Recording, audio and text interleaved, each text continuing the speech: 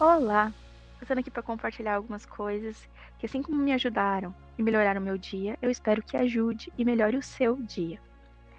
Eu estava meditando hoje, lembrei de uma passagem que está lá em Efésios 6, a partir do versículo 10, que é uma passagem, né, um trecho da Bíblia bem conhecido entre nós cristãos católicos, principalmente referente a momentos de oração e a momentos difíceis, né? Que é a armadura do cristão. Que é uma oração que realmente é necessário fazer todos os dias, se a gente entender a riqueza, né, e a preciosidade do que está nesse escrito de Paulo. E ali num trecho fala que não é contra homens de carne e de sangue que a gente deve lutar, mas contra os principados e potestades que estão espalhados nos ares, ou seja, os espíritos malignos, né, que estão para tentar e para condenar o maior número de almas, como diz lá em Apocalipse 12 também, porque pouco tempo resta ao reino do mal. E a gente percebe isso, né? Então eu me lembrei dessa passagem, desse trecho da Bíblia, e eu estava meditando e me veio uma outra memória que tem muito a ver com isso, uma outra lembrança também espiritual de meditação, de um livro também, de um trecho de um livro, Vida, Paixão e Glorificação do Cordeiro, da Ana Catarina Emmerich, que foi até o livro que inspirou a obra do filme A Paixão de Cristo, do Mel Gibson. E ali ela tem um trecho que ela descreve sobre a flagelação de Cristo, mas de uma forma mais espiritual. E essa descrição é correlacionada com essa parte, com esse capítulo da Bíblia, né, que está em Efésios 6, a partir do versículo 10, elas se correlacionam e elas, digamos que, complementam uma outra. Meio que explica, né? E eu queria trazer para vocês aqui essa meditação. Nesse trecho do livro da Catarina, ela relata que no momento da flagelação de Cristo, onde ele estava sendo machucado na sua carne por causa dos nossos pecados e de uma forma violenta, durante a flagelação e todo o escárnio da população, quando ele subiu todo machucado lá diante de Pilatos, que até o Pilatos se assustou, e o povo ainda estava pedindo a morte dele, mesmo vendo ele todo machucado. Diz que Jesus, claro, de uma forma espiritual, ele adquiria em seu coração mais e mais compaixão e misericórdia do povo. Sabe por quê? Porque Deus permitiu que Jesus visse o que incentivava o povo a querer tanto a morte dele, a querer tanto que ele fosse machucado, a querer tanto que ele fosse condenado e morto. Ele via o próprio Satanás andando no meio do povo. E era os demônios e Satanás que instigavam o povo a querer mais. Como a gente sabe, os espíritos malignos, eles lançam dardos, flechas para atacar o nosso coração, para atacar a nossa mente, para realmente incentivar coisas ruins, pensamentos ruins, sentimentos ruins. É claro que tem muita coisa que parte do nosso humano, não tem nada a ver com os espíritos malignos, mas também existe a tentação do maligno, né? Como diz mesmo a palavra de Deus, né? Em Apocalipse 12.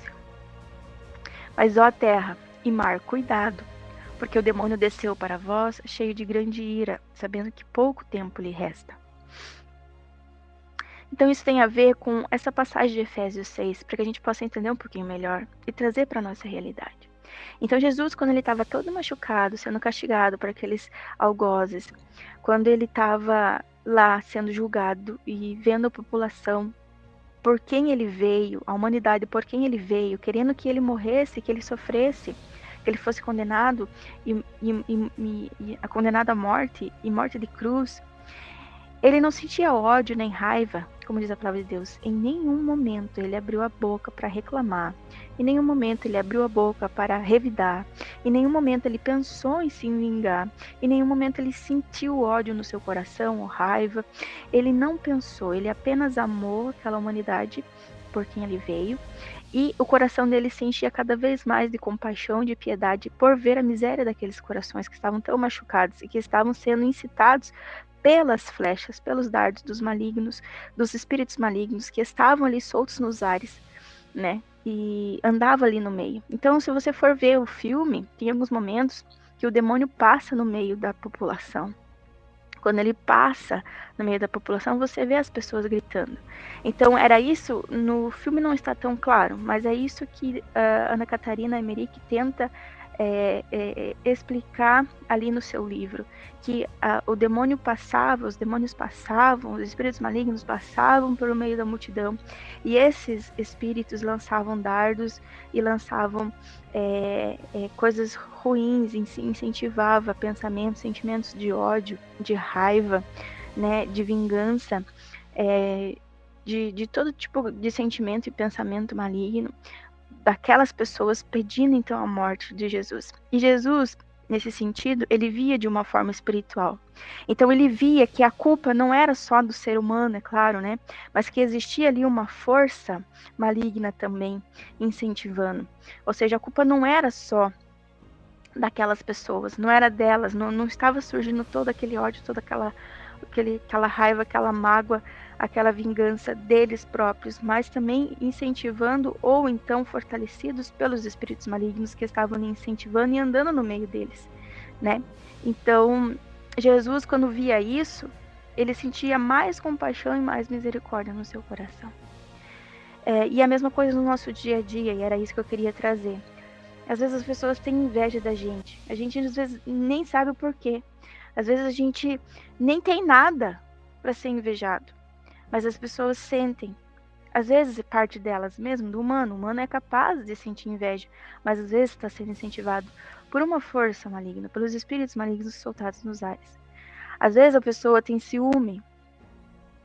Às vezes a pessoa tem raiva, tem ódio. Às vezes a pessoa, por causa dessa raiva, desse ódio, pratica algo mal, ruim, para prejudicar outra pessoa. Às vezes é da pessoa mesma que está magoada, que está ressentida, né? Ou que foi de alguma forma machucada por você. Às vezes você fez algum mal para alguém sem saber, sem entender, mas fez, né? Então, e a pessoa se machucou e por causa disso nasceu uma raiva, dessa raiva virou um ódio e desse ódio virou uma vingança. Então, às vezes pode ser da pessoa mesmo, do humano. O ser humano tem essa tendência, né? Através do pecado na carne. Por quê? O ser humano, ele tem essa necessidade de ser especial e de se sobressair a outras pessoas. E isso é normal de todo ser humano. Eu posso dizer para você, todo ser humano tem a necessidade de se sentir melhor e maior. Isso parte da soberba da vida do ser humano. Então, todo ser humano na carne, no humano dela, na lei natural, que está corrompida pelo pecado, que tem essa tendência para o mal, essa inclinação para o mal, ele sempre vai querer ser melhor, ele sempre vai querer estar um passo à frente, ele sempre vai estar querendo estar em destaque, ele sempre vai estar querendo ser elogiado, ser visto, se sentir especial. E quando isso não acontece com ele, mas o outro sobressai, o outro se torna especial, o outro se torna mais importante, o outro dá um passo à frente, o outro está superior a você. Então, naturalmente, gera em nós um sentimento, um pensamento, né? De frustração, de decepção, de incapacidade, de fraqueza. E isso, então, reverbera dentro da gente e pode se tornar uma raiva, uma inveja, uma tristeza, pode se tornar uma vingança, pode se tornar muitas coisas, né? Então, a gente precisa perceber isso em nós. E, claro que a gente vê que a gente vive no nosso dia em constante batalha espiritual. Tem o lado do bom e o lado do bem. É claro que vai ter o lado do bom querendo falar e dizer para você que isso não é bom, que isso vai passar, que não é para dar atenção para esses sentimentos, para esses pensamentos, para essas concepções, né? Que é assim mesmo, né? Que é para agir com caridade, com fé, com esperança, para agir com generosidade, para agir com humildade. Mas vai ter também essa parte do espiritual maligno, dos espíritos malignos, jogando, lançando flechas, dardos, falando, não, é isso mesmo, aquela pessoa, ou aquela situação, ou você não é mesmo, você não consegue mesmo, e ali incitando coisas e pensamentos e sentimentos horríveis que vão gerar outros sentimentos, que vão gerar atitudes e que realmente viram uma bola de neve de maldade e de coisas ruins. onde aí acaba relacionamentos, acaba famílias, acaba a vida da pessoa, destroem-se a si mesmos e aos outros nesses sentimentos. E é isso que o maligno quer. Porque ele é invejoso desde o princípio, mas ele é derrotado desde o princípio. Ele está fadado, como diz Apocalipse 12. Pouco tempo lhe resta. Ele é derrotado desde o princípio. Ele sabe que pouco tempo lhe resta. Só que para nós não, porque nós, a partir de Jesus, nos foi dada a oportunidade de uma vida eterna. E é isso que ele quer destruir. Ele quer que a gente perca aquilo que ele perdeu. E é por isso que ele incita tanto mal. É por isso que ele quer destruir-nos e fazer-nos instrumento dele também para destruir outros. É isso que a gente precisa entender. E quando a gente coloca na nossa concepção que não é contra homens de carne e de sangue que nós devemos lutar, assim como Jesus, nesse trecho do livro da Ana Catarina, diz que ele via e não colocava a culpa nos homens, mas via toda a maldade que existia naquele âmbito espiritual e que boa parte era da tentação dos demônios e da maldade e do veneno dos demônios sendo destilado no meio daquela humanidade ali, perdida, corrompida e incentivando e instigando e fortalecendo todo sentimento maligno dentro deles para que eles quisessem a morte dele. Ao invés disso, se compadecer, encher o coração de caridade, de generosidade, de compaixão e perdoar ou ignorar,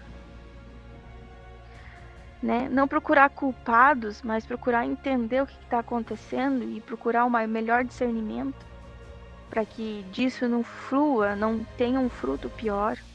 Então é isso que ele quer, né? Ele quer realmente, através da tentação, através desses dardos inflamados do maligno, né, incitar-nos a nos destruir e destruir os outros, a nos destruir, a nós cair e perder a vida eterna que ele já perdeu, e também nos incentivar a ser instrumento deles para causar isso na vida de outras pessoas. É por isso que a gente precisa ter muito cuidado. Só que quando a gente tem esse conhecimento de não é contra homens de carne e osso que a gente precisa lutar, mas contra os espíritos malignos que estão por trás desses sentimentos, desses pensamentos, dessas atitudes dessas pessoas, ou por causa do pecado que há no corpo deles, né? Como diz Paulo, e já falei aqui, né? Ai de mim, infeliz homem que sou, né? Quem me livrará do corpo desta morte? Desse corpo que está sempre tendendo para o pecado, se inclinando para o pecado, né? E eu digo aqui os principais, que são a origem de todos os outros, que é os capitais, né? Para a nossa humanidade pecadora, para a nossa carne, que está no pecado sempre ali, né? É os 7 pecados capitais, que é a soberba, né? Que é o orgulho, que é a vaidade, que é a inveja, que é a gula, que é a avareza, que é a luxúria e a ira. Então, nós precisamos nos atentar a tudo isso. E por isso que então Efésios, a partir do versículo 10, que é a armadura do cristão, é realmente uma oração poderosa. Porque a gente está falando, ó, eu já sei a tua intenção, espírito maligno. Eu sei qual que é a tua intenção, mas eu estou firmado, eu estou protegido com a palavra de Deus. Eu estou firmado, estou protegido com as graças e as bênçãos de Deus. Eu estou firmado, estou protegido com a esperança em Deus. Eu estou firmado, estou protegido pela minha fé, pela minha oração em Deus. Você já é derrotado. Mas também essa oração, esse trecho da Bíblia é um verdadeiro conselho para a gente. Independente do que as pessoas falam, independente do que as pessoas fazem, independente do que as pessoas pensam a teu respeito, lembre-se, não é contra homens de carne e de sangue com que nós lutamos. Como diz Deus em Deuteronômio 32, aconselhando o povo de Israel, a mim cabe a vingança e a mim cabe a justiça. E como diz lá em Atos dos Apóstolos, né, o Espírito Santo mesmo te justificará. É isso que a palavra nos aconselha, é isso que eu aprendi na minha jornada. Não é contra homens de sangue. Entrega tudo para Deus, coloca nas mãos de Deus, no coração de Deus, peça a ajuda de Jesus para que Ele venha em teu socorro e para que Ele, na sua fonte de misericórdia, te ajude Se compadeça das misérias do teu coração também e lute essa batalha por você, né? E no mais, tudo vai se resolver. Porque às vezes é isso mesmo que o inimigo quer. Que você revide, que você se vingue, que você fala, que você faça, né? Que você se defenda, que você lute a sua causa. Mas às vezes não é isso o melhor. Porque às vezes a pessoa, como diz lá a palavra de Deus, às vezes a pessoa não sabe distinguir nem qual que é a mão direita e a esquerda. Ela nem sabe o porquê que ela está fazendo isso, que está sendo motivada. E às vezes ela nem sente essa motivação dentro dela, que é fruto de um pecado, seja os 7 pecados capitais que está para o humano, ou então fruto de uma tentação do demônio. Às vezes ela nem percebe. Ela simplesmente faz, ela simplesmente fala, ela simplesmente pensa. Ou seja, é totalmente ignorante e totalmente ignorante dessa realidade, né, nesse sentido, e totalmente inconsciente de si mesmo. É por isso que quando nós que temos um pouco mais de consciência precisamos lutar e batalhar, para então não permitir que o mal aconteça ou aumente ou se alastre ou prejudique verdadeiramente. E nós, se temos essa tendência de ser assim, se deixar levar pelos impulsos da vida, né, pelos dardos inflamados do demônio e de todos os tipos de sentimentos que tem origem nos pecados capitais, então que a gente possa ter mais consciência de nós mesmos, nos firmar mais na palavra de Deus, pedir mais discernimento e fortaleza para que a gente não seja um canal de destruição ou de trevas e não seja um canal, um instrumento do maligno nesse mundo, mas sim da luz e do reino de Deus, seguindo a exemplo de Cristo.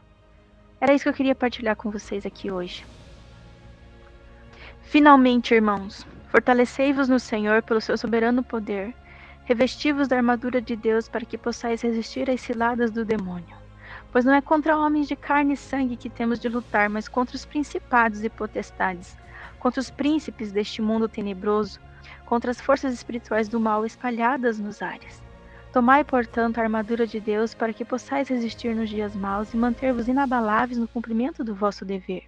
Ficai alerta, cintura cingidos com a verdade, o corpo vestido com a couraça da justiça, e os pés calçados de prontidão para anunciar o evangelho da paz. Sobretudo, embraçai o escudo da fé, com que possais apagar todos os dardos inflamados do maligno. Tomai, enfim, o capacete da salvação e a espada do Espírito, isto é, a palavra de Deus. Intensificai as vossas invocações e súplicas, orai em toda circunstância, pelo Espírito, no qual perseverai em intensa vigília, de súplica por todos os cristãos. E orai também por mim, para que me seja dado anunciar corajosamente o ministério do Evangelho, do qual eu sou embaixador, prisioneiro, e que eu saiba pregoá-la publicamente com desassombro, como é o meu dever, e para que também vós estejais a par da minha situação e do que faço aqui. Paz aos irmãos, amor e fé da parte de Deus Pai e do Senhor Jesus Cristo. A graça esteja com todos os que amam nosso Senhor Jesus Cristo com amor inalterável e eterno. Encerro então esse momento com o que Santa Teresinha do Menino Jesus dizia. Como todos os santos, ela ansiava pelo céu. Ela escreveu: lá no céu, não encontraremos olhares indiferentes nem invejosos, porque a felicidade de cada um será a de todos.